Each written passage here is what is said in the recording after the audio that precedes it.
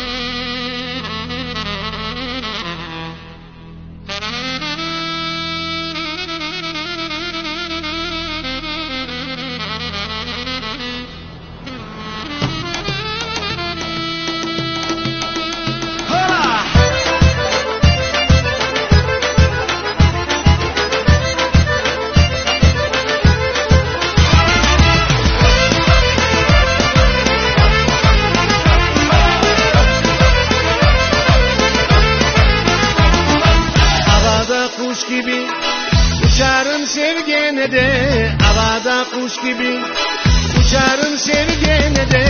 Ayaklarım kesildi yar seni korgene de, ayaklarım kesildi yar seni korgene de. Sarhoş, sarhoşum ben böyle sevgiden, bir tanemsin yarem yemin edeyim, bir tanemsin yarem yemin edeyim.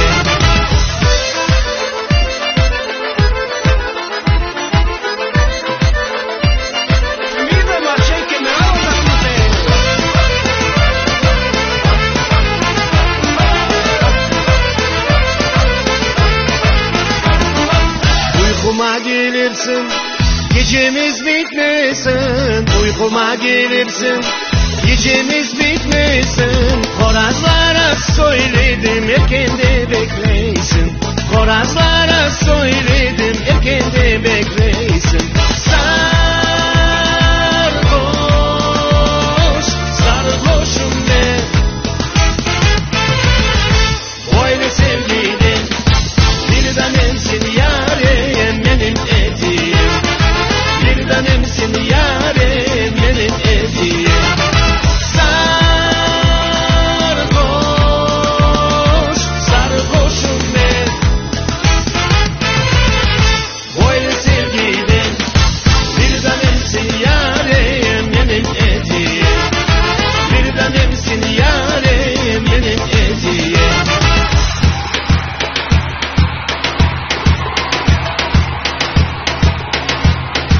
Ciao Sancho!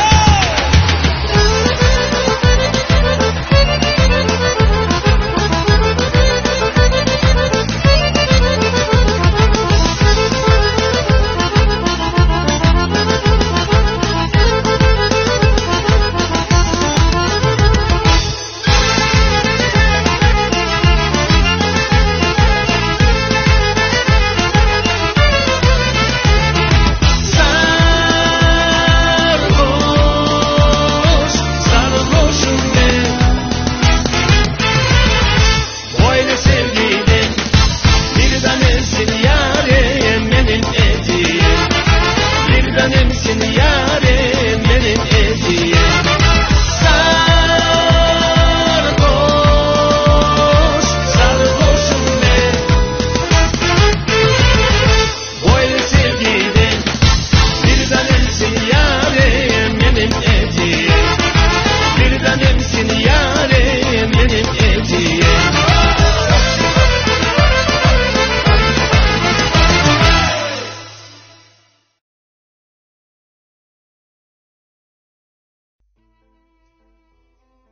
...6 Nisan 2019 Cumartesi gecesi Genç Tatar programı başlıyor. Hepiniz hoş geldiniz. Ben Aruvaysa. Ben Kalakay. Ben Baybörü. Tekrardan tüm dinleyicilerimize hayırlı akşamlar diliyoruz. Hepiniz hoş geldiniz. Bu güzel günde beraber olabilmek ne kadar güzel diyerek başlayalım. Evet, sizlere de şöyle ortak bir şekilde hayırlı akşamlar dileyeyim ve Baybörü'ye döneyim. Hoş geldin Baybörü. Hoş bulduk Arvaz. Perşembe gününden sonra tekrar beraberiz Genç Tatar yayınımızda. Evet. Nasılsın, iyi misin? İyiyim, bugün biraz daha iyiyim, hastalığı geçirdik. Çok şükür. İnşallah daha da iyi olmaya çalışacağız, iyileşmeyi temenni ediyorum. İnşallah bugün konuşacaklarımız zaten sana Evet. çok iyi gelecek. Evet. Hastalığında geçirecek diye düşünüyorum ben. İnşallah. Evet, teşekkür ediyoruz. Kalakay, Evet değerli biliyorum şu anda uğraşıyorsun ama ilk sözlerini bir alayım ben senden. Hoş geldin tekrardan. Hoş bulduk kardeşim. Nasılsın, iyi misin? Teşekkür ederim, iyiyim. Sen nasılsın? Çok şükür. Bugün biraz koşturmacalıydı galiba günün. Aynen öyle, biraz hem kendi alem olsun onların işleri, hem de malum bizim de Genç Havas Tabii. yayını var. Dergimizin yayını var. Onunla alakalı çalışmalar yapıyorduk bugün. Onun yoğunluğu vardı. Ama şükür iyiyiz ya. Sen nasılsın? Ne var? Çok şükür, teşekkür ediyorum. Akşama hazırlandık, her şeyimizi hazırladık. Dün paylaşımımızı yapmıştık Genç Tatar'dan ve Konya Kırım Türkleri sayfamızdan. Cafer Seyit Ahmet Kırımer yolbaşçımızla ilgili. Bütün her şeyimiz hazır, müziklerimiz hazır, videolarımız hazır. Bugüne dair bir konumuz daha olacak çok kısa bir şekilde. Ondan da bahsedeceğiz inşallah. İnşallah kardeşim. Bomba gibiyim diyeyim, cevabını böyle vereyim sana. Evet, bugün programımıza başlıyoruz sizlerle beraber. Lütfen her zaman söylediğimiz gibi yayınımızı paylaşın, paylaştırın. Daha çok insana sesimizi duyurun. Biz de daha çok moral kazanalım ve sesimiz daha gür çıksın inşallah. Kırım hakkında, Tatarlık hakkında diyerek bugüne başlayalım. Şarkı arasına gitmeden ve Cafer Seyit Ahmet Kırımer'i bugün konuşmaya başlamadan önce bir konuya daha değinmemiz gerekiyor. Buna başlayalım. Onunla ilgili Baybörü bize birkaç bilgi verecek. Gazi Osman Paşa'yı yad edeceğiz bugün. Evet. Daha sonrasında videoya geçmeden Gazi Osman Paşa ile ilgili bir videomuz var. O videoya geçmeden yorumlara bir göz atalım. Daha sonrasında videoya girelim inşallah. Baybörü, Gazi Osman Paşa kimdir? Kimi hatırlayacağız bugün? Bilmeyenler adına soruyorum bu soruyu. Evet, bugün tabii Gazi Osman Paşa önemli askeri dehalarımızdan birini, önemli büyüklerimizden birini anlatmaya çalışacağım diyelim. İnşallah. Gazi Osman Paşa 1832 yılında varsa Tokat'ta dünyaya geliyor. Beşiktaş'ta Askeri Rüştiye ve Kuleli Askeri Lisesi'nde okumuş. Harbiye'yi 20 yaşında ikincilikle bitiriyor. Daha sonra Harp Akademisi'ne giriyor ancak akademiyi bitirmeden Kırım Savaşı'nın çıkması üzerine Tuna cephesine gönderiliyor. Burada 4 yıl kalarak teğmenlik rütbesine yükseliyor. Savaşın sonunda, yani Kırım Savaşı'nın sonunda yüzbaşı oluyor. 1856 yılında Harp Akademisi'ne devam ederek tahsilini tamamlamış ve ondan sonra da Genelkurmay Başkanlığı'nda çalışmıştır Arbaysa. Evet. Anadolu haritasını çıkarma göreviyle Bursa'ya gönderiliyor. Teselya, Yenişehir ve Cebeli Lümnan'da görevler alıyor. Girit isyanlarının, o da Rumların Osmanlı'ya isyanının başlaması üzerine Girit'e tayin ediliyor ve Girit'teki çalışmalarla Serdar Ekrem Ömer Paşa'nın takdirini kazanıyor. Albay oluyor orada Girit'teki başarılarından sonra ve Yemen'e gönderiliyor bu sefer de. Arkasından paşa rütbesiyle Rumeli'de bulunan 5. Ordu Manastır Fırka kumandanına tayin ediliyor. Yine Osman Paşa burada da azimle çalışarak ve çalışmalarda takdir edilerek 1. Ferik yani Korgeneral rütbesine erişiyor Arbaysa. Sırp isyanları başlayınca evindeki birliklerle İzver tepelerini ve Zayçar kasabasını zapt ediyor. İsyancılardan alıyor. Çok başarılı bir şekilde görevini idrak ediyor, yapıyor diyelim. Zaten buraya kadar verildiği bütün görevleri başarıyla yapıyor. Sırp ordusunu da yeniyor isyancılardan sonra ve Maraşal rütbesine erişiyor bu sefer Arbaysa. Yıl tarihler 1876'yı gösteriyor bu sefer. Asıl Gazi Osman Paşa'yı bütün dünyaya tanıtan, hani hepimizin bildiği 93 Harbi adıyla adlandırdığımız 1877-1878 Osmanlı-Rus Harbi'ndeki kahramanlıklardır. Bu savaştan Plevne cephesinde özellikle herkes biliyordur, takipçilerimizin de bildiğini düşünüyorum. Orada Rus ordusuna karşı aylarca bir direniş gösteriyor. Rus ordusunun İstanbul'a yürümesini engelliyor. Hatta bu direnişiyle Avrupa gazetelerinde savaşın Osmanlı'nın kazanacağına yönelik dair haberler de çıkıyor. Ancak daha sonra gerekli desteği alamayınca, yani kuşatılınca Plevne, Osman Paşa direnişini bırakıp yarma harekatı yaparken teslim olmak zorunda kalıyor. Plevne'yi böyle bırakalım. Çünkü videomuzda çok güzel bir şekilde burayı anlatacak. Bize videoyu hazırlayan, daha doğrusu bulduğumuz videoyu hazırlayan kişi çok güzel anlatmış. Orayı es geçelim, videoda bırakalım takipçilerimize. Aynen, zaten kısaca bahsedeyim demiştim. Plevne'den sonra İstanbul'a dönüyor Arbaysa ve 5 Nisan 1900 tarihinde İstanbul'da vefat ediyor. Allah rahmet eylesin. Ruhu şad, mekanı cennet olsun. Tarihi bir daha tekrar edersen. 5 Nisan 1900 tarihinde İstanbul'da vefat ediyor. 5 Nisan 1900 yani 119 sene değil mi? Evet. 119 sene geçmiş. Allah rahmet eylesin. Tabi Gazi Osman Paşa deyince belki insanların aklına hemen bir şey gelmiyordur. Ama işte Plevne kahramanı dediğimizde ya da şanı o büyük. Evet, mehter takımının çaldığı o müzik eşliğine girdiğimizde şanı büyük Osman Paşa Plevne'den çıkmam diyor deyince herkesin aklına gelecek bir insan. Ama neler yapmış. Çok güzel görevler almış ve başarıyla da yerine getirmiş. Ruhu şad olsun. Vatan için yaptıkları hiçbir zaman unutulmayacak. Şimdi ben bir yorumlara göz atayım. Daha sonrasında Gazi Osman Paşa ile ilgili videomuzu dinleyicilerimizle, takipçilerimizle beraber izlemiş olalım. Hemen bir yorumlara bakayım baştan. Şu anda sayımız 5, 6, 7 gibi oynuyor. Lütfen rica ediyoruz. Paylaşalım ve yayınımızda kalalım. Bizle beraber kalın.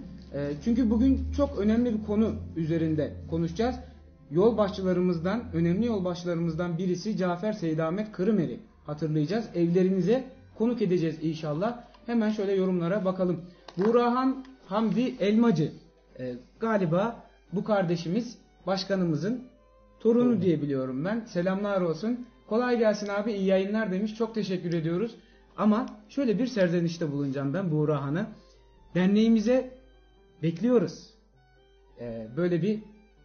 mesajımızı da gönderelim Burak'ın kardeşimize. Cahitcan hayırlı geceler, kolay gelsin, iyi yayınlar demiş. Teşekkür ediyoruz.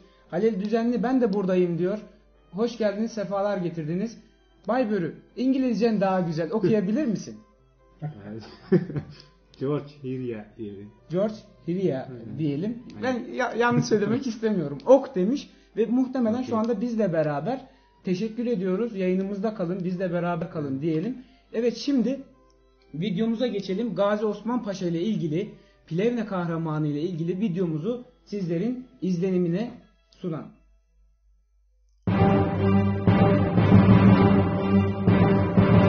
O, Rus ordusuna karşı bir bir düşen Osmanlı tabyaları içinde tek başına savunma yapan, İstanbul'a yürüyen Rusların önünde dimdik dikilip adını tüm Avrupa'ya duyuran bir Osmanlı paşasıydı. Gazi Osman Paşa. Gazi Osman Paşa 1832 yılında Tokat'ta dünyaya geldi. Küçüklüğünden itibaren asker olmak istiyordu. Bu yüzden Kara Harp Okulu'nda okudu. 20 yaşında bu okuldan ikincilikle mezun oldu. Genç yaşına rağmen Kırım Savaşı'na gönderildi. Oradan Lübnan'a, Lübnan'dan isyan bastırmak için Girit'e geçti. Osman Bey gittiği her yerde yaptığı stratejiler ve askeri dehasıyla göze batıyor ve bir rütbe atlıyordu. Bir süre sonra da Yemen'e gönderilen Osman Bey'e buradaki başarılarından ötürü 43 yaşında paşa unvanı verildi. Hayatı bu şekilde Osmanlı topraklarının dört bir yanında savaşmakla geçti. En sonunda Osmanlı-Sırp Savaşı'nın patlak vermesiyle Balkanlara gönderildi. Sırp kuvvetlerinin Osmanlı sınırına yaklaştığını öğrenen Osman Paşa hiç beklenmedik bir hamle yaptı. Emrindeki tüm askerlerle gece yarısı Tuna Nehri'ni geçti ve hücuma kalktı. Sırplar bunu asla beklemiyordu. Osmanlı'yı zayıf olarak görüyor ve savunma yapacağını düşünüyorlardı. Bu saldırı karşısında Sırp ordusu darmadağın oldu. Osman Paşa düzensiz bir şekilde kaçmaya başlayan Sırp ordusunu kovalayarak yol üstündeki pek çok kasabayı ele geçirdi. Belgrad'a kadar Sırpları sürerek ilerlemeyi düşünse de İstanbul'dan gelen emirler yüzünden durmak zorunda kaldı. Balkanlarda Panslavizm politikası uygulayan ve Sırpları maşası olarak kullanan Ruslar, Sırp ordusunun bu halini görünce kendi işini kendi halletmeye karar verdi ve Osmanlı'ya savaş açtı. Ruslar büyük bir ordu ile Osmanlı topraklarına ilerlemeye başlamıştı. Sırp ordusundan geri kalan askerler ve bağımsızlık isteyen Romenler de Rus ordusuna katılıyorlardı. Ruslardan önce bölgeye gelen ve Tuna Nehri kıyısındaki Plevne adlı küçük bir kasabayı zapt eden Osman Paşa, Rus ordusunu burada karşıladı. Osmanlı ordusunun yorgun olduğunu ve hazırlık yapamadığını gören Ruslar hiç beklemeden taarruz ettiler. Ama bu saldırıları sonuçsuz kaldı ve Ruslar Osmanlı Devleti'ne karşı ilk yenilgisini almış oldu. Ruslar 4000 kayıp verirken Osmanlı'da şehit sayısı 1000'di. Plevne, doğal savunma koşulları bulunmayan, açık bir arazide etrafı tepelerle çevrili bir bölgeydi. Ancak Osman Paşa her yere hendekler kazıp, siperler yaparak buraya yerleşmiş ve kendinden emin bir şekilde savunma yapmaktaydı. Aradan çok geçmeden ikinci büyük saldırı geldi. 35.000 kişiyle hücuma kalkan Ruslar yaklaşık 10.000 kayıp vererek geri çekildiler. Tarihçiler bu muharebeden sonra geri çekilen Rus askerlerinin köprülerde izdiham yaratarak birbirlerini ezdikleri, Tuna Nehri'ni atlayarak karşıdan karşıya geçmek isterken pek çoğunun boğulup öldüğünü yazmaktadır. Rusya çalkalanıyordu. Koskoca Rus ordusunun yolunu kesen bu küçücük kasaba bir türlü ele geçirilemiyor, Rus ordusunun İstanbul'a yürümesi sağlanamıyordu. Rus çarı olaya bizzat müdahale ederek pek çok destekle beraber cepheye geldi. Ruslar Plevne'nin bu şekilde anlık hücumlarla değil, tamamen kuşatılarak alınması gerektiğini anlamışlardı. Osman Paşa tüm bu olanları fark edip Padişah II. Abdülhamit'e etraflarının sarılacağını bildirmiş, 6 Ekim'de Orhaniye'ye yakın bir bölgeye çekilme izni istemişti. Ancak bu talebine cevap alamadı. İkinci telgrafında çekilme izni yoksa Plevne-Orhaniye ikmal hattının açık tutulmasını, kış yaklaştığı için 30.000 kışlık elbise gönderilmesini istedi. Gelen cevapta Plevne'yi terk etmenin uygun olmadığı belirtiliyordu. Padişah nihayet 14 Kasım 1877'de Gazi Osman Paşa'ya çekilme izni verdiyse de artık çok geçti. Plevne için artık hiçbir yerden yardım alma imkanı kalmamıştı. Ruslar takviye için gelen Osmanlı kuvvetlerini bozguna uğratıp Plevne'yi dört bir yandan kuşatmışlardı. Osman Paşa artık ordusuyla beraber bir başına kalmıştı. Savaşı saraydan yönetme politikası, devlet yöneticileri ve ordu kumandanları arasındaki kıskançlık, komutanlar arasındaki anlaşmazlıklar, Plevne'ye gereken yardımın yapılmasını engellemiştir. Gece gündüz top atışlarıyla dövülen Osmanlı kuvvetlerinin üstüne, Ruslar en sonunda 3. Plevne Savaşı olarak tarihe geçecek olan büyük saldırıyı gerçekleştirirler. Savaş bittiğinde Ruslar bir kez daha hezimete uğramıştır. 20.000 Rus kaybı varken Osmanlı'da bu rakam 5.000'dir. Fakat artık sona doğru yaklaşılmaktaydı. Kasım ayı sonuna doğru artık yardım kuvvetlerinin gelmesinden ümit kesilmişti. Yiyecek hiçbir şey kalmamış, cephane azalmış ve iletişim tamamen kopmuştu. Takviye alınamadığından Osmanlı askerleri soğuğun altında yazlık kıyafetlerle savaşıyorlardı. Artık Osman Paşa'nın önünde iki seçenek vardı. Açlığa ve soğuğa mümkün olduğunca dayanıp sonunda teslim olmak veya bir yarma harekatı denemek. Osman Paşa komutanlarıyla yaptığı değerlendirmelerden sonra bir yarma harekatı yapılması kararı alındı. 1877 yılının 10 Aralık günü sabaha karşı Osman Paşa 40.000 Osmanlı askeriyle çevresini kuşatan 200.000 civarındaki Rus askerlerine karşı saldırıya geçti. Rus atlarını yarmayı başarsa da Osman Paşa ayağından vurularak yaralandı ve askerleriyle birlikte esir düştü. Esirlik döneminde Ruslar tarafından çok saygı görmüş, bizzat Rus çarı ve generalleri tarafından tebrik edilmiştir. Grandük Nikola, "Plevne savunmanızı tebrik ederim. Tarihin en muhteşem destanlarından biri olmuştur" sözleriyle takdirini belirtirken, Rus çarı, "Senin gibi bir kumandanın kılıcı alınmaz" diyerek Osman Paşa'nın kılıcını iade etmiştir. Gazi Osman Paşa teslim olmak zorunda kaldıktan sonra Bükreş yoluyla Harkov'a gönderildi. Mart 1878'de serbest kalıncaya kadar orada kaldı. İstanbul'a dönen Osman Paşa, bütün İstanbul halkının katıldığı büyük bir şenlikle bizzat Sultan II. Abdülhamit tarafından karşılandı. Kendisine gazi unvanı verildi ve adına marşlar yazıldı. 5 Nisan 1900'de 67 yaşında vefat ettiği güne kadar değişik makamlarda devlete hizmet etti. Vefatından sonra onu çok seven Padişah II. Abdülhamit Han tarafından Fatih Camii'nde türbesi yaptırılarak buraya defnedildi. Gazi Osman Paşa'nın yaptığı savunma, özellikle kazdırdığı siperler ve hendekler detaylıca incelenmiş ve Avrupa'da harp okullarında ders olarak okutulmuştur. Plevne'de yaşananları bu savaşta görev almış Avusturyalı doktor Charles S. Rhine günlüğünde şöyle özetliyordu: "Plevne'de Osman Paşa'nın kumandası altında savaşmış bir askerden daha cesur bir askerin Avrupa kıtasında bulunmadığına eminim."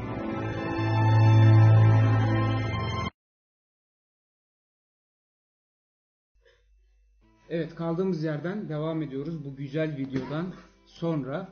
Kısa bir değineceğiz tekrardan. Sonra o akıllarda kalan, herkesin bildiği Plevne marşını dinleyeceğiz inşallah.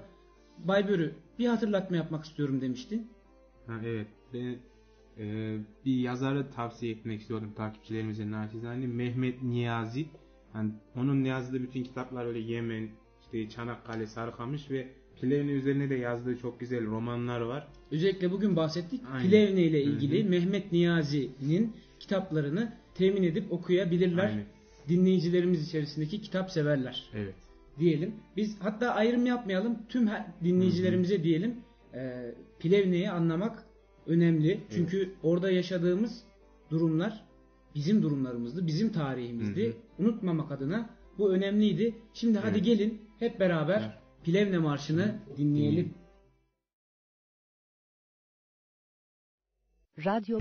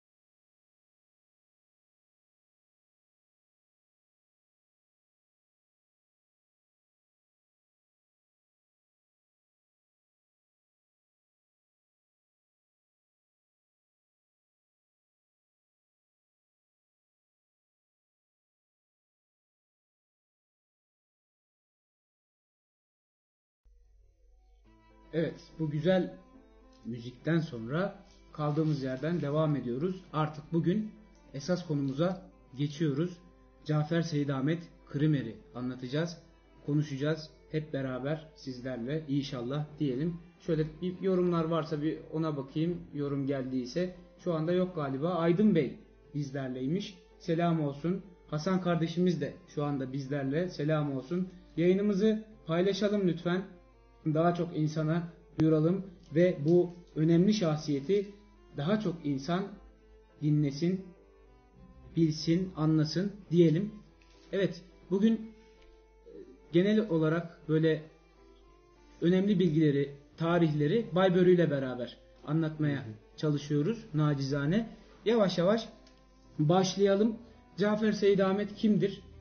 Kırım hakkında nasıl bilgilere sahipmiş ve neden önemli Cafer Seydamet Krimer diyerek programımıza başlayalım inşallah. Dediğimiz gibi paylaşırsanız çok mutlu oluruz diyelim. Cafer Seydamet Krimer 1 Eylül 1889 yılında Kırım'ın Yalta şehri Kızıltaş köyünde dünyaya geliyor. Şimdi köyü hakkında kendi ağzından birkaç bilgi alalım Cafer Seydamet Krimer'in. Bazı Hatıralar kitabında köyü hakkında şöyle bir bilgi veriyor Baybörü. Köyüm Kırım'ın Nisi denilen ve Yarımada'nın güneyinde Kain Yalta kasabasından araba ile 2 saatlik mesafede bulunan Kızıltaş'tır. Kırım dağlarının tepesindeki yayla ile deniz arasındadır. Manzarası, havası, suyu fevkalade güzeldir. Köy, bağlar, bahçeler ile sarılmıştır. Yalta'dan gelen Soşe, eski devirlerde ihtiyarların ısrarı üzerine köyden geçirilmemiştir. Köyden 10 dakikalık bir mesafededir. 200'ü mütecaviz evden ibaret olan köyümüz 2 karşılıklı mahalleye ayrılır. Bu mahallelerin her ikisinin yukarı ve aşağı kısımları vardır. Köyümüzde taştan 2 cami, bir de büyük bir okul vardır. Bunların hepsi 1890-1900 yıllarından sonra yapılmışlardır. Bizim köyümüzde de bütün Yalıboyu köylerinde olduğu gibi bağ ve bahçelerin Fransız ve Amerikan meyve ağaçları ve üzüm çubukları cinsleri ile yeniden tanzimine ve tütün ekilmesine hep 19. asır sonlarında başlanmıştır diyerek köyüyle ilgili bize bilgi veriyor Cafer Seydamet Krimer. Babası Cafer Seydamet Krimer'in babası Seyit. Önce bir evlilik gerçekleştiriyor. İlk evliliğinden Mahbube adlı bir kardeşi var. Cafer Seydamet Krimer'in. Daha sonra Saliha Hanım'la yaptığı evlilikten ilk çocukları Cafer Seydamet Krimer oluyor. Ve daha sonrasında Hatice, Hamza, Ayşe, Müsemma ve Vehbe adlarında da 6 kardeşe sahip Cafer Seydamet Krimer. Dediğimiz gibi üvey ablası haricinde onu bir kenarda tutarsak ailenin en büyük çocuğu Cafer Seydamet Krimer.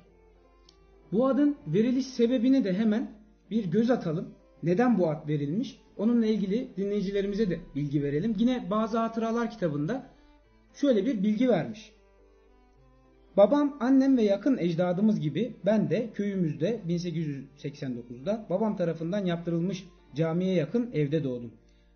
Bana Seyit Cafer adını vermelerinin sebebi babamın bir tek erkek kardeşi olup genç yaşında ceviz ağacının altında uyuduğundan dolayı öldüğü söylenen Seyit Cafer amcamın hatırasını ihya içinmiş diyerek neden bu ismi verildiğini bize bahsetmiş. Biz hep Cafer Seydamet Krimer diyerek hatırlıyoruz ama amcasının ismi Seyit Cafer'miş ve Seyit Cafer olarak koyuluyor ismi. Aynen Numan Çelebi Cihan'daki gibi değil mi? Evet. Bahsetmiştik onda. Aynı onun gibi. Devam edelim. Cafer Seydamet Krimer tahsil hayatına köyünde başlar olduğu gibi her zaman. 5 yaşında ilk olarak kız mektebine gönderiliyor. Kız mektebine gönderiliyor ve bunu duyduğumuzda ilk başta bir şaşırıyoruz. Neden kız mektebi değil? Neden kız mektebine gönderiliyor diye ben tahmin olarak bu kaynaklarda tam bir sebebi verilmemiş. Yaşından ötürü olduğunu düşünüyorum. Yani bir anaokul tarzında. İlk başta o yüzden kız mektebine gönderildiğini tahmin ediyorum. Bununla ilgili de yine kitapta bir bilgi var.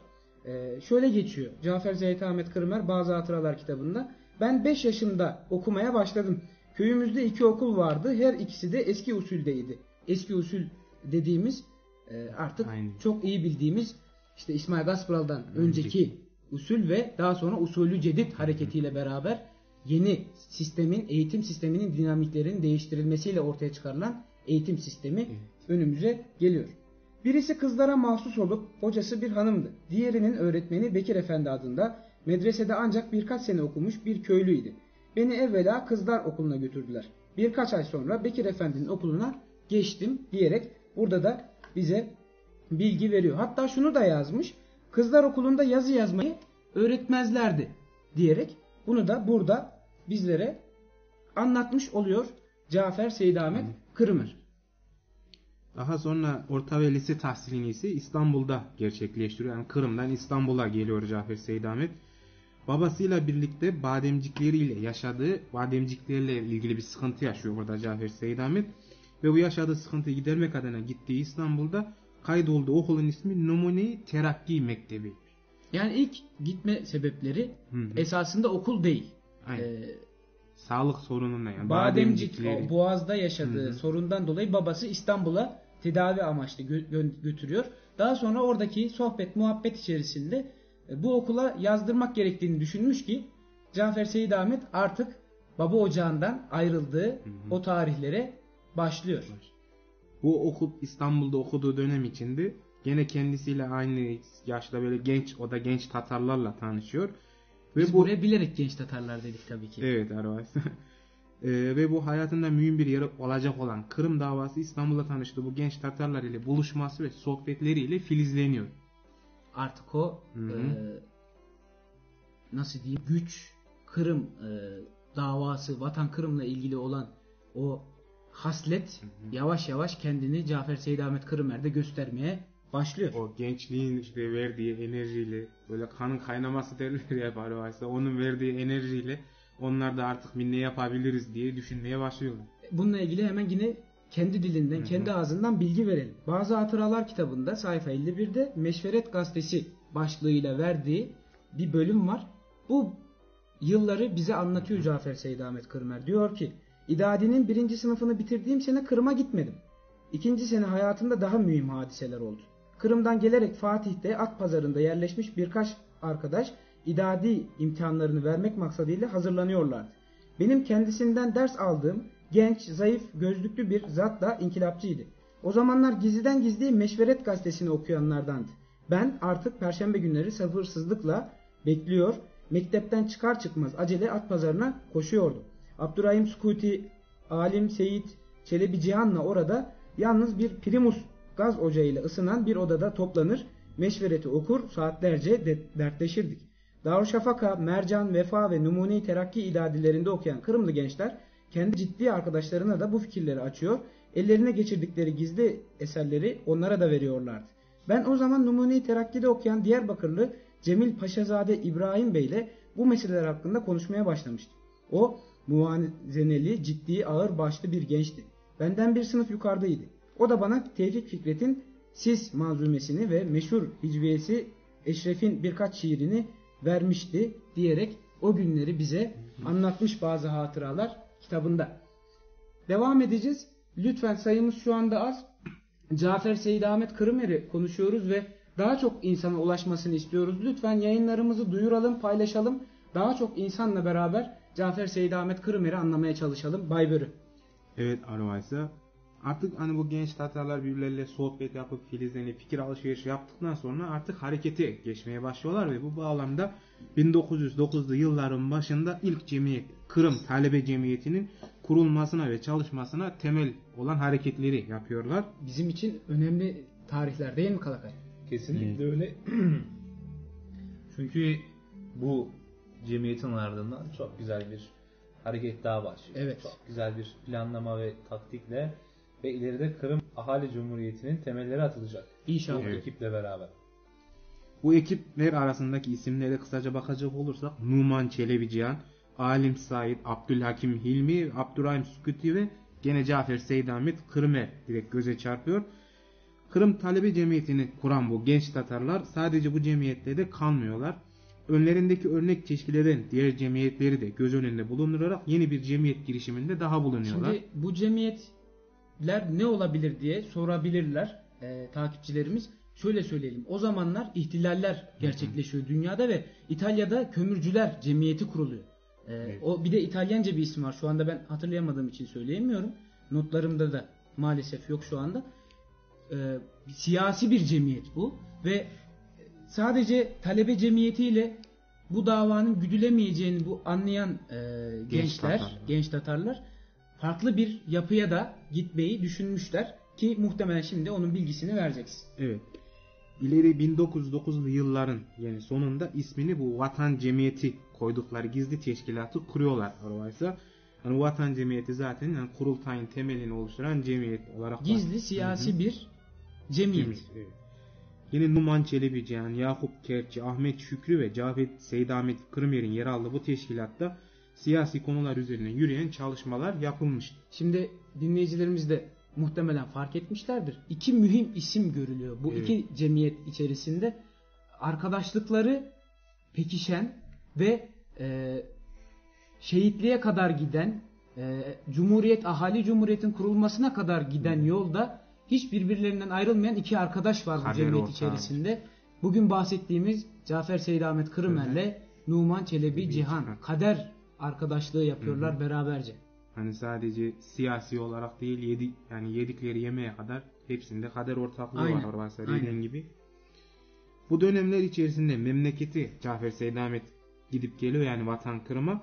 Romanya'daki Tatar kimliğinin de farkında oluyor ve 20. asırda Tatar milleti mazlumesini Şahap Nezihi mahlası ile yazıyor. Bir yazı kaleme alıyor. Bir daha tekrar edelim dinleyicilerimiz için. Evet. Şahap Nezihi mahlası ile 20. asırda Tatar milleti manzumesini yazıyor. Şahap Nezihi mahlası. Şimdi hemen giriyorum araya. Bir dinleyici olarak da giriyorum. Dinleyicilerimiz şunu sorabilir. Neden Cafer Seydamet Kırımer ismiyle değil de bir mahlas kullanarak bu yazıyı yazdı acaba diye düşünebilirler.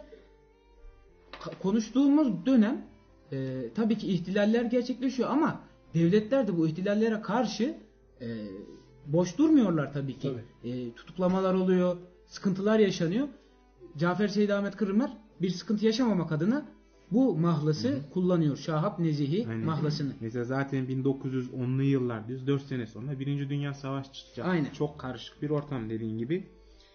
Cafer Seydamet Kırımer'in yazdığı bu yazı onun Paris'e gitme nedenlerinden birisi oluyor. Arvaysa neden dersek Tanin gazetesindeki kendi yazısı ile ilgili bir haber görüyor ve Şahap Nezihi yani kendisinin yakalanması ile ilgili Osmanlı'ya yapılan başvurudan haberdar olması üzerine Fransa'ya gidiyor. Evet. Fransa'ya gidiyor. Burayı biraz açacağım. Şahap Nezihi mahlasıyla yazdığı bu mazlume tabii ki de göndermeleri olan siyasi yorumlamalar olan bir yazı olduğu için Rus Çarlığı boş durmuyor. Ve hemen konsolosluğu aracılığıyla Osmanlı Devleti'ne bu yazı Osmanlı'da yazılmış, Osmanlı'da çıkmış. Bunu bulun, Şahap Nezihi kimse bunu bize teslim edin diyorlar. Osmanlı Devleti'nde tabii ki de o zaman hükümette bulunan insanlar buna pek sıcak bakmıyorlar teslim etmeye. Evet. Ve hangi yola başvuruyorlar? Gazetede yayınlayarak o yazıyı yazan insana ulaşmasını ve ona göre önlemini almasını istiyorlar. Tanin gazetesinde Cafer Seydamet Kırımer bu haberi görür görmez arkadaşlarıyla beraber ki Numan Çelebi Cihan da o dönemde ortak arkadaşlarından bir karar alıyorlar. Diyorlar ki sen artık burada kalma. Nereye gidelim? Fransa'ya git. Zaten aklında hukuk fakültesi okumak vardı. Fransa'da başvurularını yap ve Fransa'da okuyabilirsen hukuk fakültesini oku diyorlar ve arkadaşların da maddi yardımlarıyla Cafer Seydamet Kırımer Fransa'ya gidiyor. Fransa'ya gittiğinde dediğin gibi hukuk fakültesine kaydoluyor ve burada eğitimini alırken yine bahsettiğimiz 1. Dünya Savaşı'nın çıkması üzerine eğitimi yarıda kalıyor. Evet. Biz buraya kaynaklarımıza net bilgi bulamadığımız için yazmamıştık ama ben son dakika buldum. Fransa'da, Paris'te Sorbonne Üniversitesi'ne kaydoluyor. Belli bir dönem eğitimini alıyor. Ama dediğin gibi 1. Dünya Savaşı'nın patlak vermesi Cafer Seydamet Kırmeri hukuk okumayla bırakmıyor. Yani vicdanı el vermiyor. Vatanına dönmek istiyor. Bir de şöyle bir durum var. Birinci Dünya Savaşı içerisinde Rus Çarlığı'nda yaşanan ihtilaller ve ihtilal sonucu Numan Çelebi Cihan'la ortak idealleri olan özgür bir vatan, cumhuriyet kurma amaçları ortaya çıkabilecek durum oluştuğu için Kırım'a gitme durumu Cafer Seydamet Kırmeri için oluşuyor diyelim. Bir ara verelim. Bir şarkı arası verelim. Sonra kaldığımız yerden devam edelim. Şöyle bir şarkımıza bir bakayım. Arslanbek Sultan Bekov'dan geliyor. Klasik, herkesin bildiği Dombura sizlerle şimdi.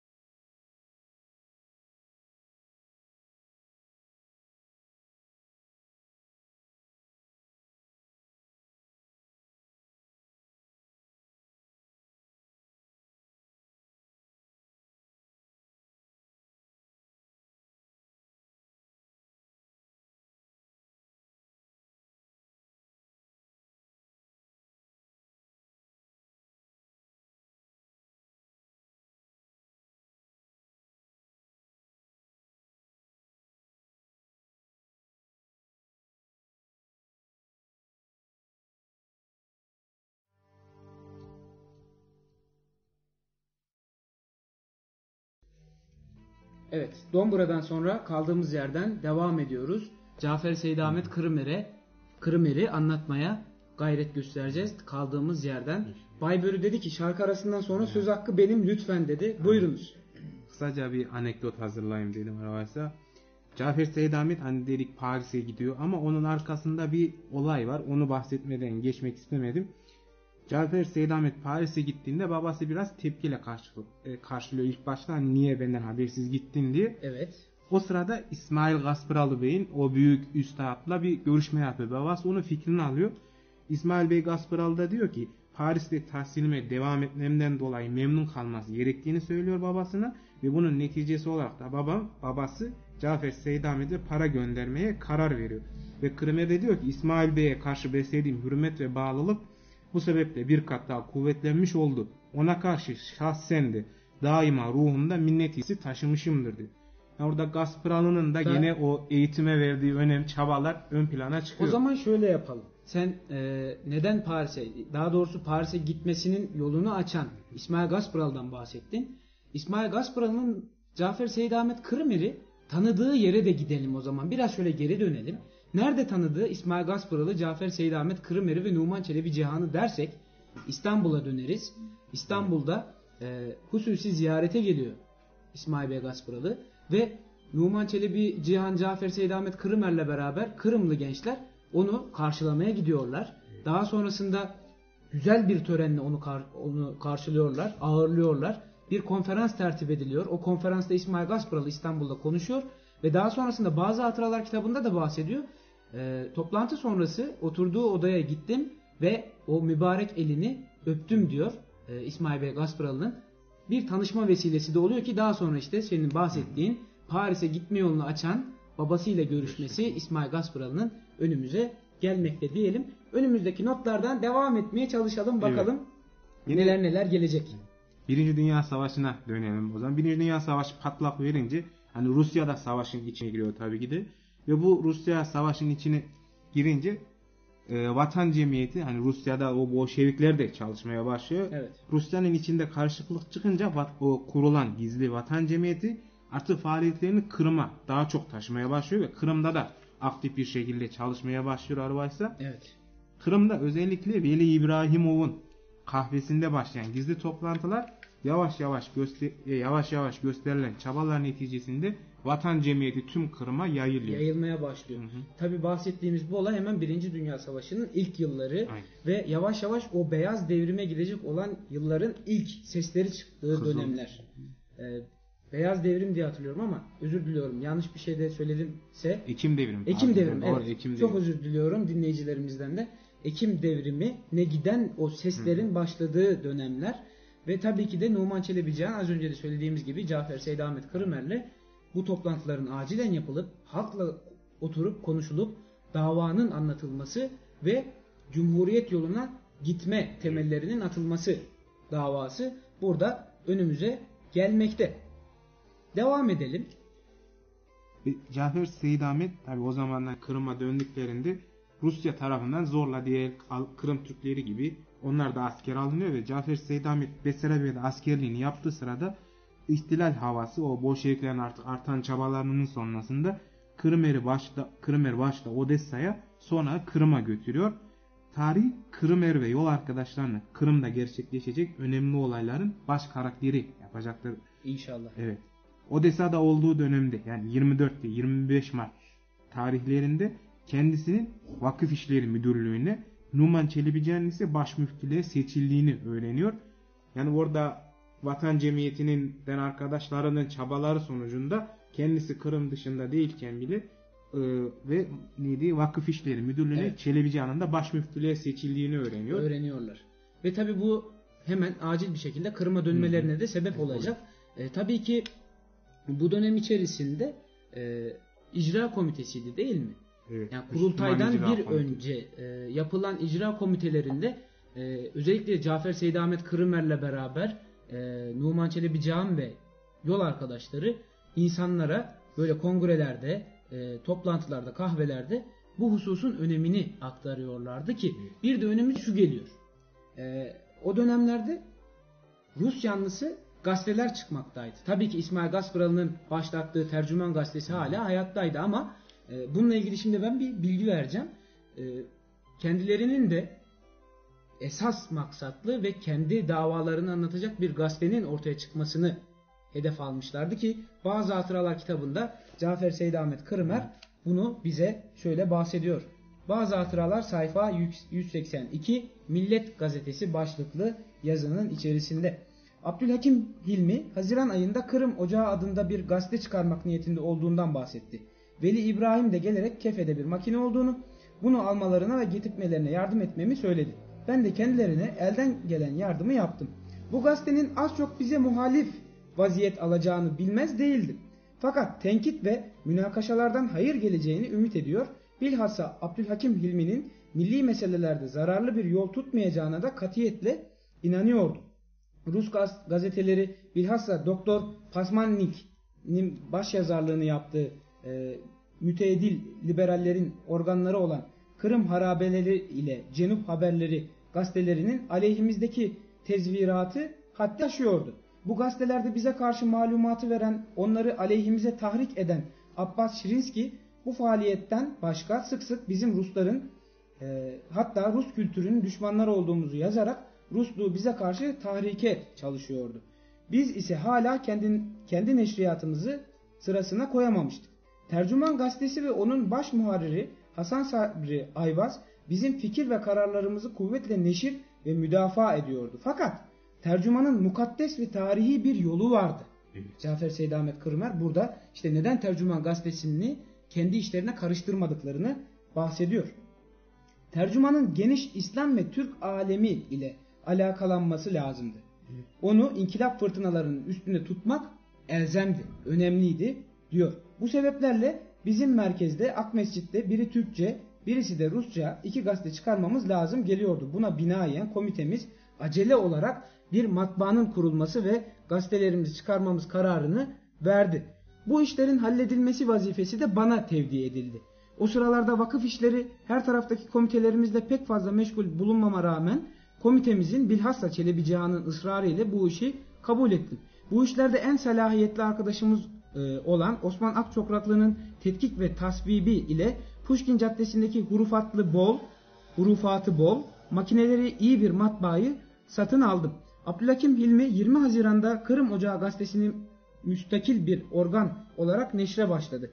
27 Haziran'da Millet Gazetesi, bahsettiğimiz bu gazete Hasan Sabri Ayvaz'ın idaresinde neşredildi. Bir ay sonra da Halil Çapçakçı ve Ali Badaneski idaresindeki Rus dilinde Tatar Sadası gazetesi çıktı diyor. İşte sadece anlatmakla kalmıyorlar, bunu neşre de döküyorlar ve insanlara, özellikle fark ettiysen hem Tatar dilinde hem de Rus dilinde 2 ayrı gazete çıkartıyorlar. Cafer Seydamet Kırmer ve yol arkadaşları. Devam edelim. Devam etmeden önce ricamızı tekrar edelim. Şu anda sayımız çok az ve Cafer Seydamet Kırmer'i daha çok insanın dinlemesini talep ediyoruz. Rica ediyoruz. Duyuralım, paylaşalım. Cafer Seydamet Kırmer'i daha çok insana dinletelim inşallah diyelim. Kaldığımız yerden devam edelim. Evet, 1917 yılında Mayıs ayında Moskova'da bir kongre yapılıyor Arvaysa. Rusya Müslümanları Kongresi isminde. Evet. Ve bu kongreye Cafer Seydamet Kırım heyeti başkanı olarak katılıyor. Daha sonra 8 Eylül 1917'de Kiev'de toplanan Federalistler Kongresi'nde Kırım heyeti başkanı olarak katılıyor. Hani burada bahsettiğimiz kurultay yayınımızda Kırım Kırımlılarındır esasını kabul ediyor. Hatta kadınlarımızın ön plana çıktığı bir kongreydi. Evet ve söylediğin slogan gerçekten önemli. Kırım Tatarlarının demiyorlar. Evet. Kırım Kırımlılarındır diyorlar ki tiyatro videomuzu, YouTube'daki tiyatro videomuzu izledilerse Antlaşehir. Orada da en sonki sloganımız bizim de Kırım Kırımlarındır olmuştu. İşte bu yüzdendir hiç kimseye ayırt etmiyorlar. Yani Kırım'da sadece Kırım Tatarları yaşayacak arkadaş demiyorlar. Bu toprakta senelerce, yüzyıllarca yaşamış insanlar yine kendi haklarına sahip olacaklar. Hür bir şekilde ve özgürlükleri kısıtlamadan, birbirlerine hiçbir zarar vermeden yaşayacaklar politikasını yürütüyorlar. Daha sonra kurultay ile beraber 26 Aralık 1917'den kurultay 1. Kırım Tatar Milli Kurultay dediğimiz kurultay ile beraber 26 Aralık 1917'de kurulan Kırım Ahali Cumhuriyeti'nin Harbiye ve Hariciye Bakanlığı'na seçiliyor. Cafer Seydamet Ahali Cumhuriyeti'nin ayrıca seçim kanununu ve anayasa tasarısını hazırlıyor. Hani Paris'te hukuk fakültesinde okuduğunu bahsetmiştik. Daha sonra yaşanan vahim hadiseler sonucunda o Numan Çelebi Cihan'ın şehit edilmesi, Alman savaşları vesaire gibi durumlardan sonra Cafer Seydamet Kırmer İstanbul'a dönmek zorunda kalıyor. Bir nevi İstanbul'a dönmek zorunda kalıyor ve şöyle bir amacı da var. Bir an evvel İstanbul'a ulaşıp yardım da talep etme kafasında İstanbul'a gidiyor. İstanbul'a gittiğinde Kırım'dan uzak kalıyor ister istemez ve uzak kaldığı bu dönemlerde Vatan Kırım için yine çalışmalarına devam ediyor Kırımer. Birinci Dünya Savaşı Süleyman Sulkeviç'in topladığı kurultayda Hariciye yine bakanlığını üstleniyor. Burada Süleyman Sulkeviç de yine Polonya Tatarlarından, yanlış hatırlamıyorsam, onun topladığı kurultayda Hariciye Bakanlığını üstleniyor. Bununla ilgili bir bilgi daha vereceğim ben. İsmail Otar ve Ömer Özcan'ın hazırlamış olduğu Cafer Seydahmet Kırımer'in günlüğü kitabında kitabın ilk başında Cafer Seydahmet Kırımer'le ilgili bilgiler verilmiş ve burada bu bahsettiğin yerle ilgili şöyle bir yer var. Ben onu dile getirmek istiyorum. Dinleyicilerimizle konuşmak istiyorum. Şöyle geçiyor. İlk başta esasında sen de söyledin ya, Hariciye Bakanlığı'na getiriliyor diye, ama yol şöyle geçmiş. Kurultay hükümet kurma işini Cafer Seydahmet Kırımer'e teklif etti. Almanların o dönemde Rusya ile ilgili siyasetlerinde açıklık bulunmaması ve diğer siyasi ve fiili sebeplerle bu teklifi kabul etmeyerek Süleyman Sulkeviç'in görevlendirmesini temin etti. General Süleyman Sulkeviç tarafından teşkil edilen Kırım hükümetinde hariciye vekili oldu. General Skorpatski idaresindeki Ukrayna'nın Kırım'ı topraklarına katma emellerinin gerçekleşmesi düşüncesiyle Kırım'ı iktisadi abluka altına alması üzerine Dışişleri Bakanı sıfatıyla Berlin'e gitti ve orada Sadrazam Talat Paşa'nın tarihi yardımı ile Kırım'ın Ukrayna'ya ilhakı üzerinde Alman hükümetiyle anlaşmaya çalışan Ukrayna hetmanı Skoropaski'nin bu teşebbüsünü ve Kırım'a koydurduğu iktisadi ablukayı neticesiz bıraktırdı diyerek böyle bir bilgi de vermişler. Esasında Almanya'da, Kırım'a döndüğünde ilk başta heyet başkanlığının Cafer Seydahmet Kırımer'e teklif edildiğini görüyoruz. Lakin Almanların bu işine gelmediğinden dolayı Süleyman Sulkeviç'i seçiyorlar başkanlığa. Böyle bir durumda yaşanmış o dönemde. Evet.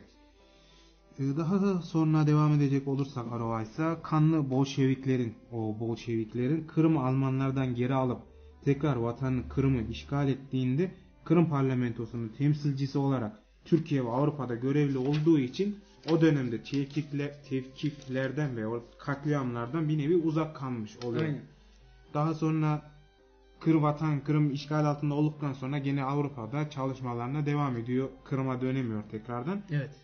3 Nisan 1960 yılında devam edeyim. Burada kalalım Tamam. bir. Çünkü neden kalalım? Kırım'a bir daha dönemiyor. Evet.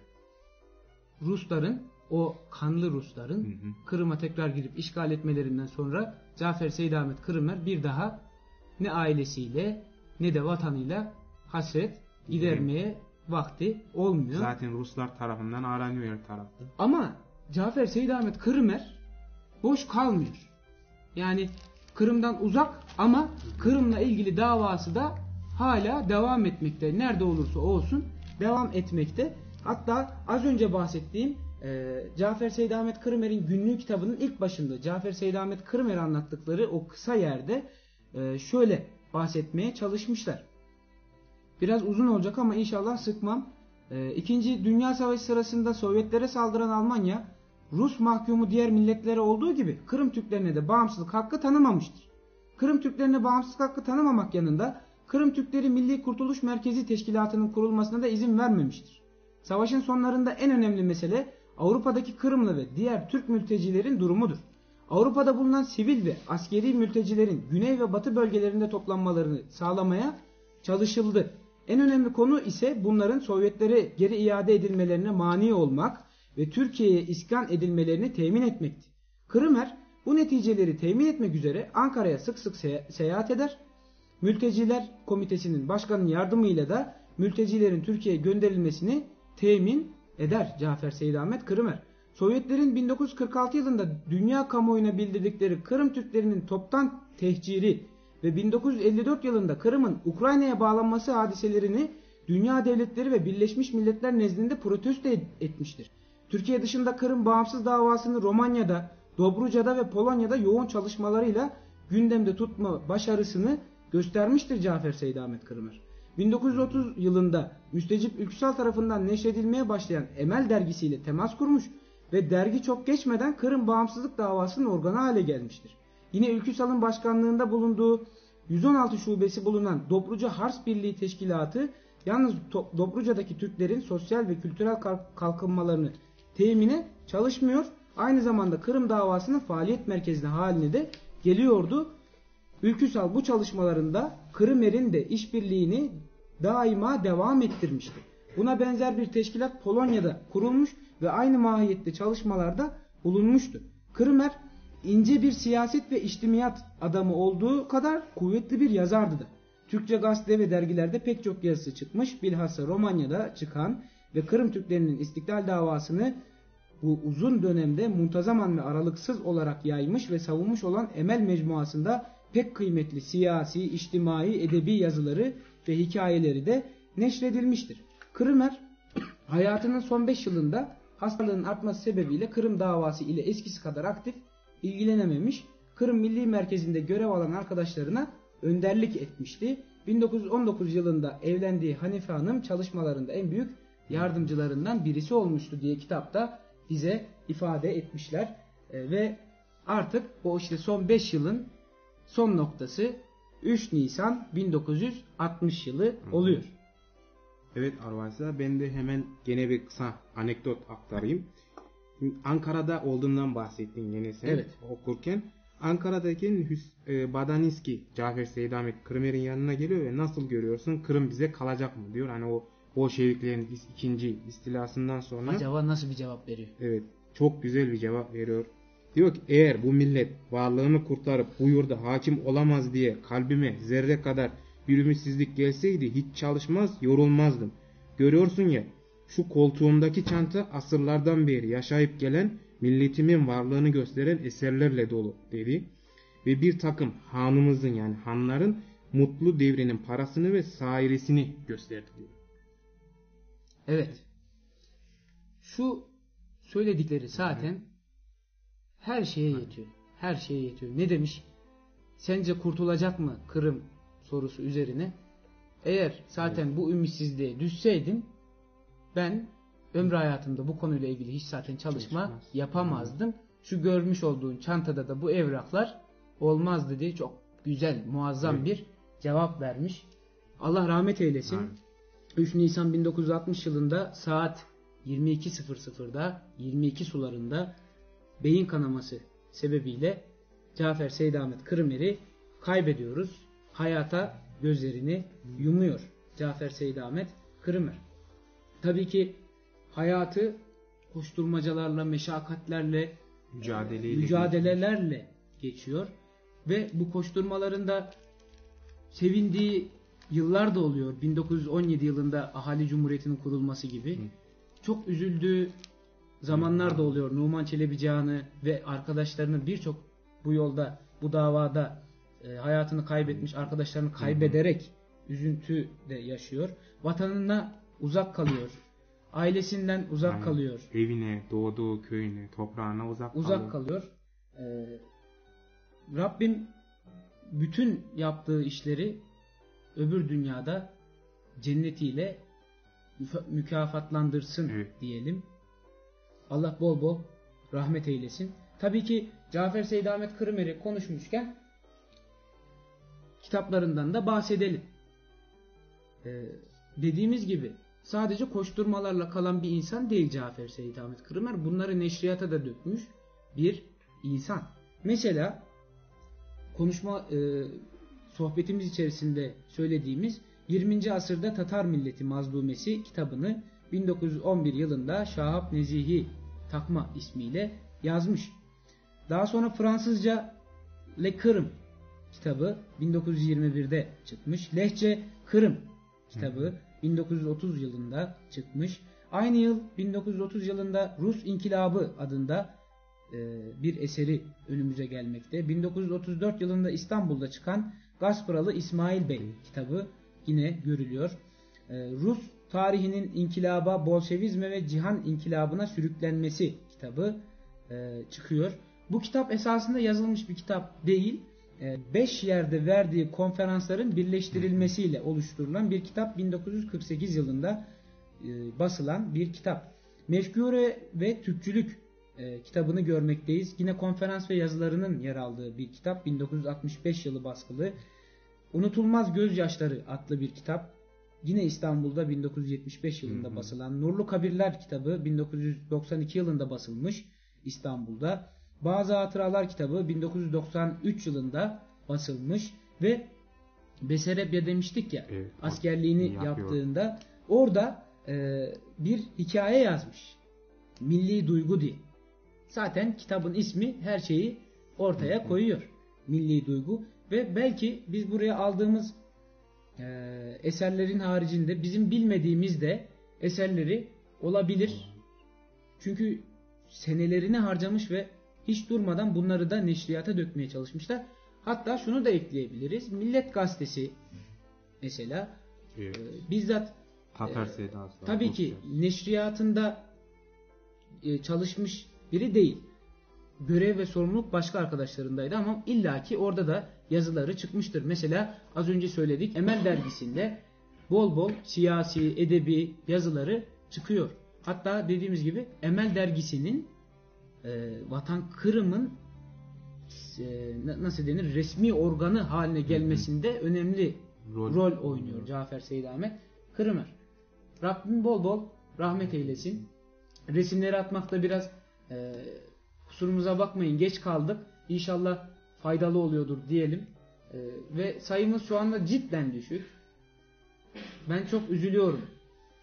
İnsanlarımızın bu kadar önemli konuları dinlememesi, dinleyememesi beni üzüyor. Keşke şurada bir 60, 70, 100 sayısı olsaydı da şu Cafer Seyit Ahmet Kırımer'i herkes dinleseydi keşke diyorum.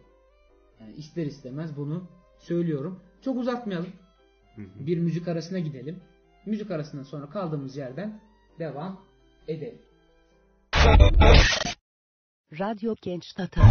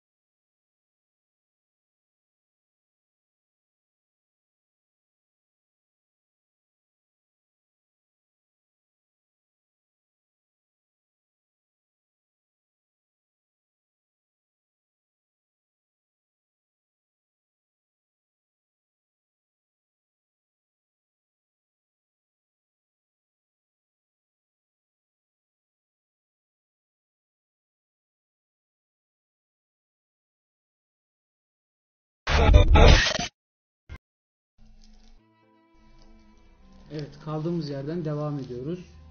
Cafer Seyit Ahmet Kırımer'i anlattık ve Anlatmaya çalıştık. en son bir videoyla da bunu taşlandırmaya çalıştık. Kaldığımız yerden sizlerle devam ediyoruz. Devam ediyoruz. Bu arkamızda bir fotoğraf dönüyor şu anda. Onlar nece hocam? Bizzat Cafer Seyit Ahmet Kırımer'in seçtiğimiz fotoğrafları. Mesela şu anda Müstecip Hacı Fazıl'la beraber olduğu bir fotoğrafı sizlerle. Bir yazısı var. Güzel bir yazı. Okumak isteyenlere koydum ben. Takipçilerimize. Güzel fotoğraflar dönüyor. Mesela şu anda Ahali Cumhuriyeti'nin kurulduğu fotoğraf çok küçük ama dikkatle bakanlar Cafer Seyit Ahmet Kırımer'i Numan Çelebi Cihan'ın hemen yanında onu göreceklerdir. En üstte tepede Numan Çelebi Cihan vardı diyerek orayı geçiştireyim. Nuri Demirağ'la beraber olduğu 1955 yılındaki bir fotoğrafı şu anda sizlerle. O Nuri Demirağ ilk uçak fabrikasını yapan mı? Evet, bu yüzden zaten Demirağ. Kurultay üyesinde şu anda kürsünün hemen yanında oturanların da en solunda olan Cafer Seyit Ahmet Kırımer. Kitapları da şu anda geliyor mesela. Nurlu Kabirler kitabı.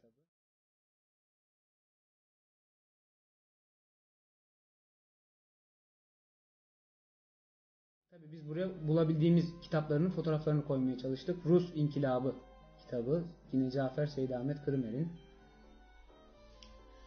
Aydınız ya. Cam kaçsak mı kaçsak?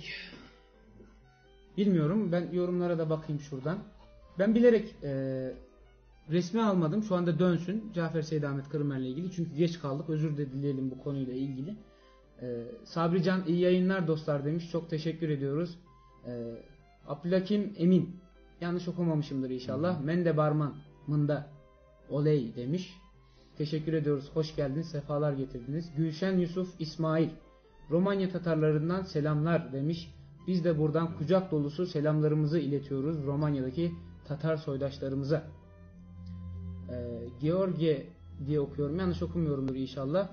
Orada bir Romence galiba bir konuşma geçmiş. Maalesef şu anda çeviremiyorum. O da ok deyince herhalde ona yabancı dil cevabını vermiş olabilir. Galiba. Bizle oldukları için çok teşekkür ediyoruz.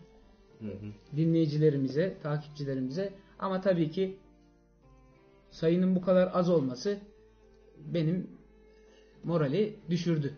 O zaman ben bir yorum okuyayım. Madem yorum okuyorsun. Buyur. Balıkesir Kırım Türkleri grubundan bir yorum geldi. Reşit Temel beyefendi. Yani ilk defa radyo gibi hissettim kendimi. Şöyle diyor. Balıkesirli Tatarlara selamlarımla. En güzel Balıkesirli Cihan Hanım. Eşim onu çok seviyorum demiş Reşit Temel. Selamlar olsun her ikisine de. Selamlar olsun. Buradan hemen onunla iletelim. Böyle bakıyorum yorum yapan var mı diye dışarıdan paylaşımlarımızdan da yani çok fazla yok. Ya dediğim gibi zaten 3-5 kişiyiz. Şöyle olmadı toparlanıp gidelim ya. Hadi. Bir müzik arası daha verelim o zaman. Ya. Bir müzik arası daha verelim. Konuşalım. Bir Sonra. Müzik arası daha verelim. Sonra yavaş yavaş son sözleri söyleyip bugünü bitirelim. Tabii canım gidelim çiğ börek yapalım. Madem kimse gelmiyor gidip çiğ börek yiyelim. Olur Kalakay. Olmaz mı? Senin evin müsaitti galiba. Müsait sıkıntı yok. Tamam. Senin eve gidelim o zaman. Ha benim eve gidelim hadi. Arkadaşlara söyleyeyim arabayı da ısıtsınlar o zaman. Şimdi soğukta. Suyun ısındığını duymuştum da arabanın ısındığını duymamıştım. Ya motoru ısıtsınlar. Motoru da gidelim çiğ börek yiyelim. Eyvallah. Dostlar yok bu gece. Madem öyle biz de gidelim. Çiğ börek yiyelim ya. Yiyelim. Yanına da bir çay demleriz. Hatta istersen bir canlı yayını oradan yapalım. Ya. Ondan sonra efendim Yüzümüz filan görünür. Aynen öyle. Zaten Midemizi doyuralım boş. midemizi doyurak. Hadi biz ondan ettik. O zaman hemen bir müzik arası daha verelim. Sonra son sözlerimize geçelim. Hadi.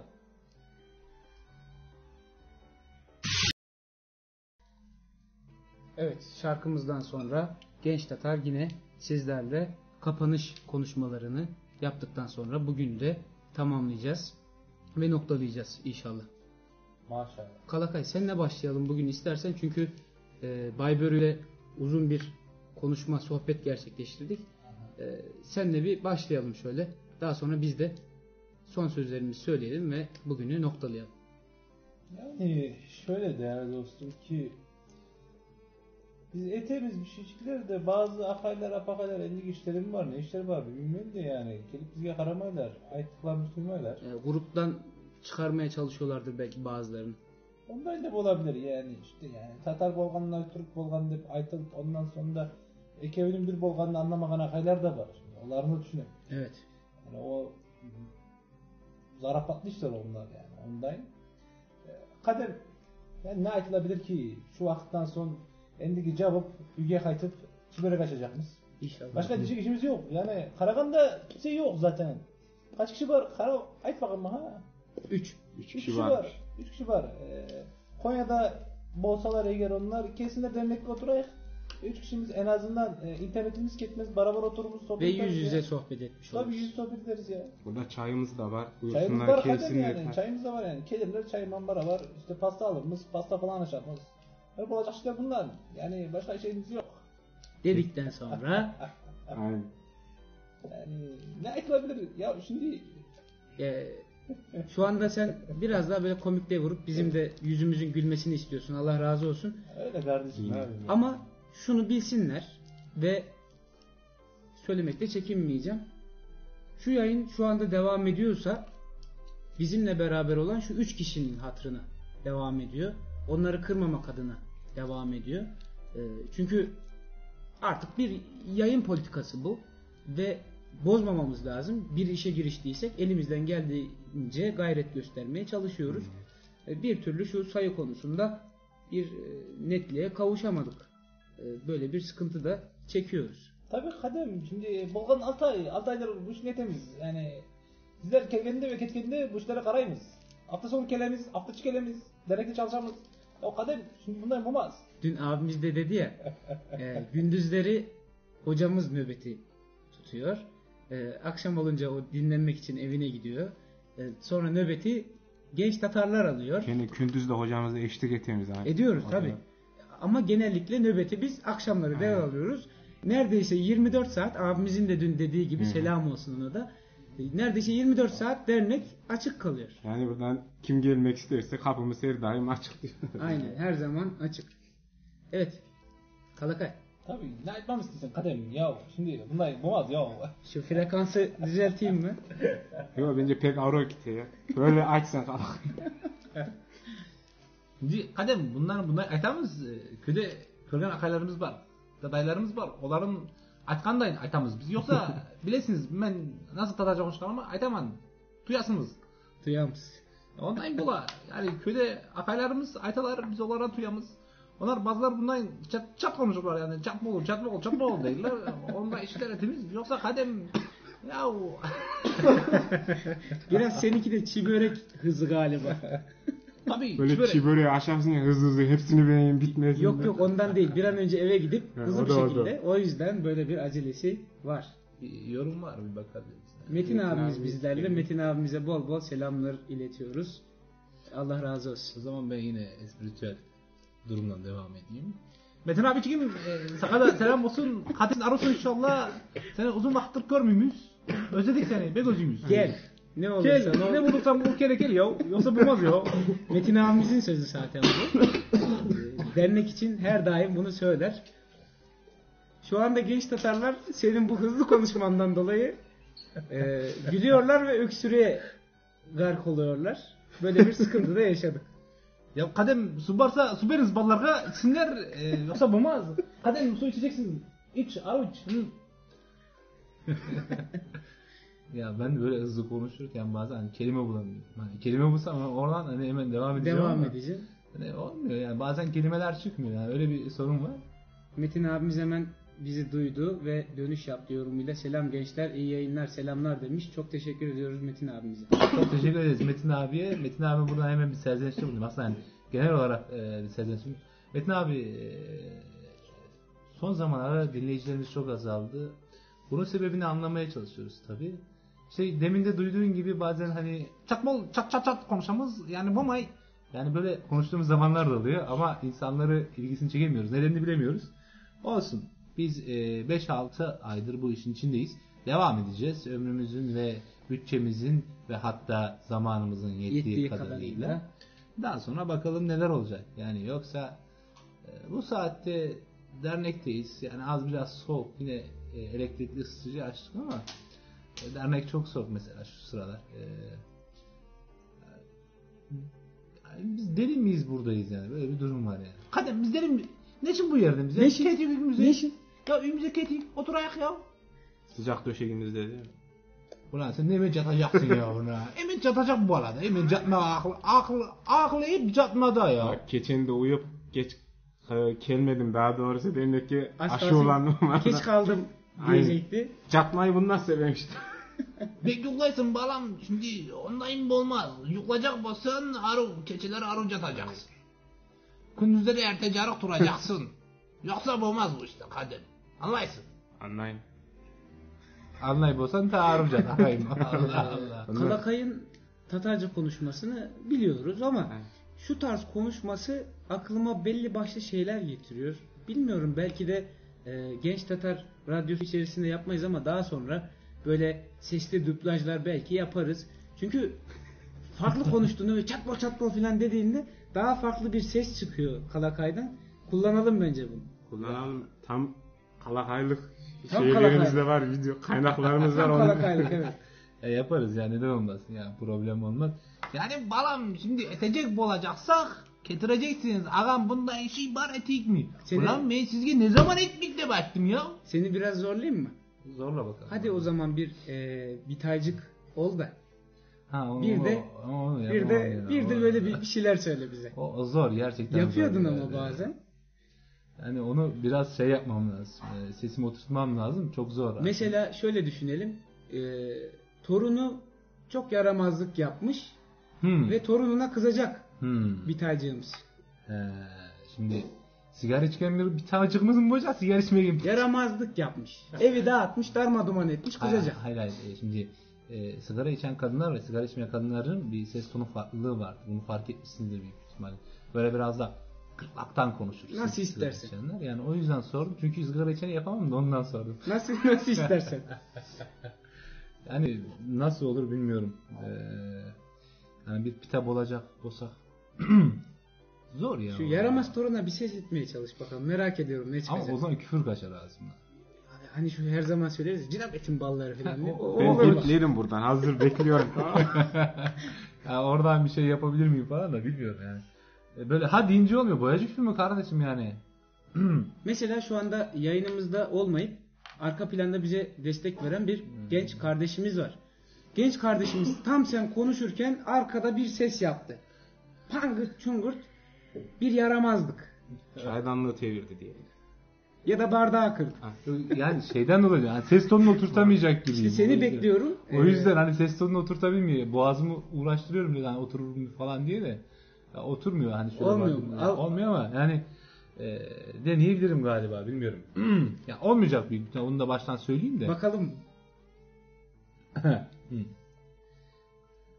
Böyle tiz sesli bir şey olsun da. Tabii. Şimdi deminden beri tiz ses konuşuyoruz ya. Cinabetin balası hep öksürüyorsun. Sigara mı içiyorsun? Ne katlıyorsun bu yerde? Ha işte şu işte. Ben beklediğim buydu. Allah razı olsun. Teşekkür ediyoruz. Yani bu balların pek sümümez zaten ben. Keleleri keteleri bunda ineteler. Tinevin yine benim kızın ulçuğu geldi. Cinabetin balası. Bek dağıta ünü. Benim seccadem var. Seccademi algan. Battaniye etken. Cinabetin balası kimin adı? Bakıram ama duymayız. Zaten millette kaçar. Millet kaçkan son. Biz de indik kayta. Hadi kaytalım. O zaman Bay Börü. Çok ses tellerimi zorladım zaten. Seni biraz dinlendireyim, birazdan döneceğim. Bay Börü bugün güzel bir konuyu anlatmaya çalıştık. Sesi olmaya, nefesi olmaya gayret gösterdik. Bekliyorum. Evet, son sözlerini alalım. Evet, bugün Cafer Seydamet Kırmeli anlamaya çalıştık.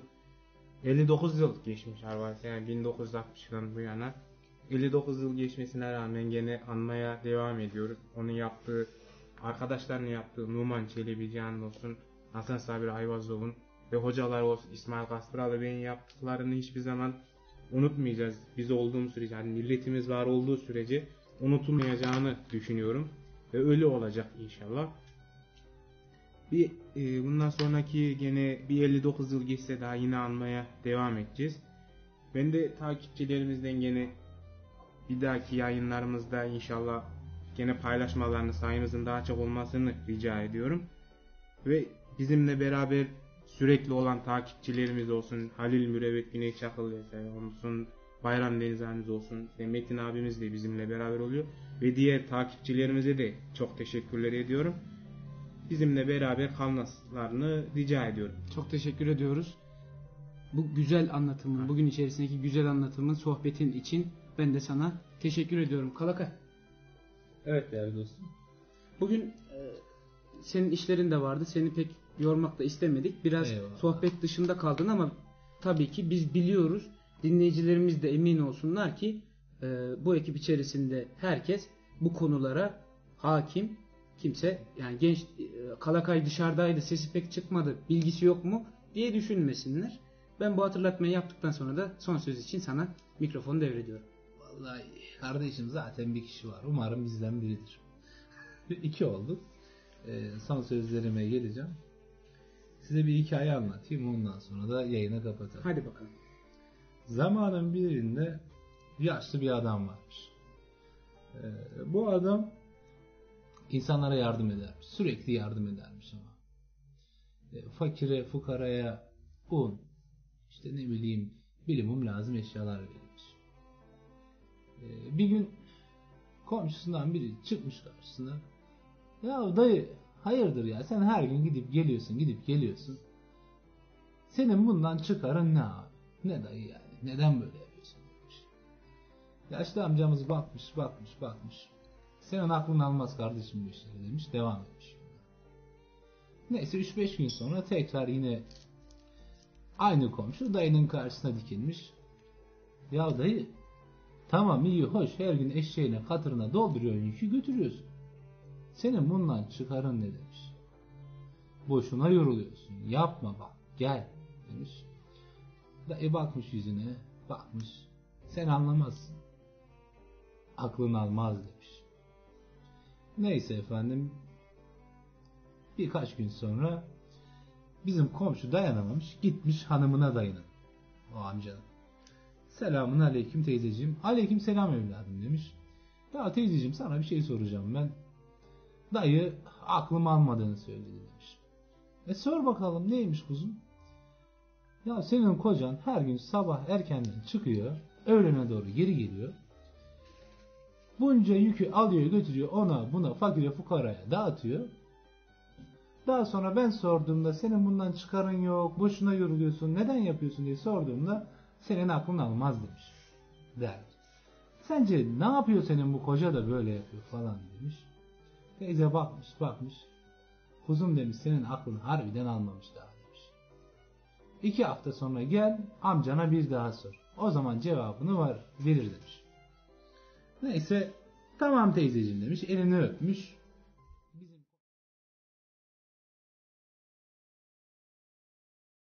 namazına doğru amcanın yanına hanımı gelmiş. Ya bak insanların kalbini kazanmaya çalışıyorsun. Sevap kazanmaya çalışıyorsun. Fakat daha yan komşumuzun gönlünü kırdın. Bundan haberin yok demiş. Yapma ya öyle mi gerçekten? Karısı kesinlikle öyle. Daha 2 hafta önce geldi. Bana senin bu halini sordu. Senin ona sözünü söyledi. Senin aklının almayacağını diye söylemişsin. Bu adamın gönlü kırılmış. Sen bu adamın gönlünü al. Başka yolu yok. Allah'ın o razı olmasını bekliyorsun ama olmaz o zaman demiş hanım. Tamam demiş hanım. Ben çıkışta yine aynı şekilde karşıma dikilirse işte o zaman ben cevabını veririm ona demiş. Allah razı olsun senden demiş kadın. Adam çıkmış doldurmuş heybesine eşeğine katırına yükleri. 2 tane bir eşek bir katır çıkmış yola. Neyse efendim yürümüş işte eşek katır bir de dayı. Köyün çıkışında bizim komşu yine durmuş. Dayı Allah aşkına dur Allah aşkına dur. Gel demiş. Yaşlı amca. Gelmiş bizim komşu. Dayı sana son kez soracağım. Hanımın bugün sormamı söyledi bana demiş. Sor bakalım evlat demiş. Ya dayı bak her gün bu katırları dolduruyorsun, götürüyorsun, fakire fukaraya dağıtıyorsun. Neden yapıyorsun? Yani yoruluyorsun ya. Boşuna yapıyorsun bunların hepsini. Gerek yok. Git bunun yerine cami yaptır demiş. Ne bileyim başka bir şey yaptır demiş. Neyse işte. Amca bakmış suratına. Oturmuş yere. Güzel yemyeşil bir mera alana. Komiser demiş ki gel otur bakalım demiş. Oturmuş. Bak evladım. Bu zamana kadar insanlara yardım ettim ben. Çünkü bize böyle öğretildi. İnsanların zorda olduğu zaman yardım edilmesi gerektiğini öğretti bana annem, babam, dedem demiş. Fakat bugün sabaha kadar en yakınımda olan insanın kalbini kırdığımı bilmiyordum. Senin kalbini kırmışım, senden özür dilerim. Ya amca olur mu? Falan filan işte komşu. Olur evladım olur. Sen soruyordun ya neden bu eziyet diye. Orada insanların muhtaçta ihtiyaçları var, o yüzden gidiyorum. Hani dememiz o ki, yani bu hikayeden çıkaracak ders şu ki, bugün bir kişi olur, yarın 2 kişi olur. Hiç fark etmez. Buradan bizim bir çıkarımız yok. Biz insanlara yardım etmek için buradayız. Yani hikayemizde amca biz oluyoruz. Anlayacağım Her kadarıyla. defasında da eşeğimizi Katırımıza dolduruyoruz, heybemizi dolduruyoruz, çıkıyoruz yola. Biz yani Allah rızası için yapıyoruz. Burada 5 kuruş karımız yok. Tam tersine. Yani en önemlisi mesela benim zamanım kıymetli abi. Yalan söylemeye gerek yok. hepimizin. Şu anda benim zamanım, benim geçen her dakikam, her saatim yani geleceğimden çalıntı aslında baktığımız Evet. zaman. Yani benim şu anda oturup makale yazmam gerekirken şu anda yayındayım. Sen mesela gidip bir şey yapacaksın ve geleceğe mesleğe hazırlanacakken geliyorsun burada çene çalıyorsun. Bunun bir altyapısı var. Tabii. Yani biz elimizden geleni yapıyoruz. Dilimizden döndüğü kadarıyla konuşuyoruz. Bu yüzden efendim 3 kişi 5 kişi biz alınmayız, gücenmeyiz. Sadece heybemizin içindekilerin kıymetini bilenlere konuşuyoruz zaten. Evet. Gerisi boş. Evet. Allah kardeşim son sözüm ne olsun?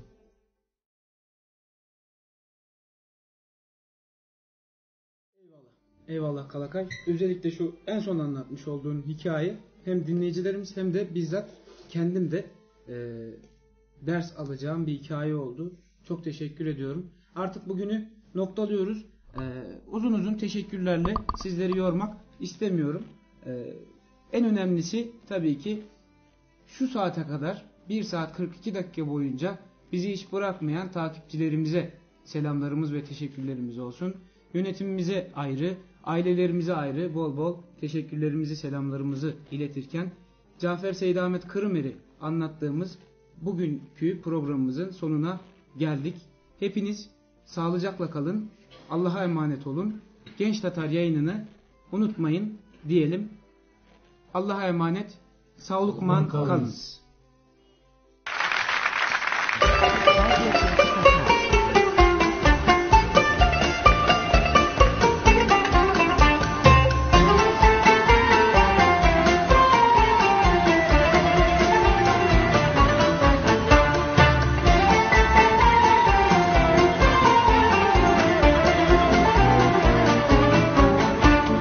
Halılı kazan içinde kaz balası, halılı kazan içinde kaz balası.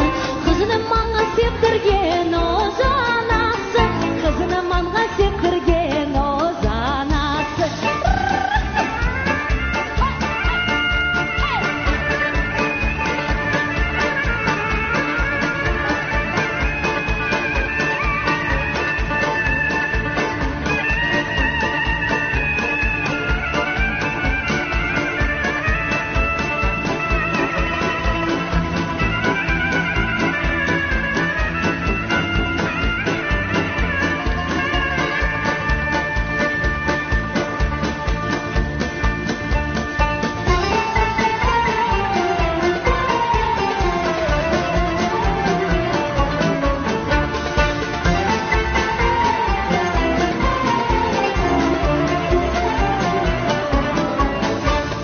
Halılı kazan içinde hasretimiz, halılı kazan içinde hasretimiz.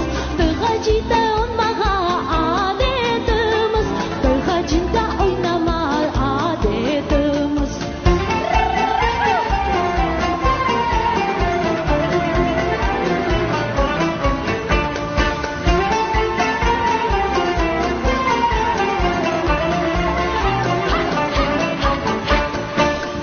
kuşak yaptırdı, çevresi sırma.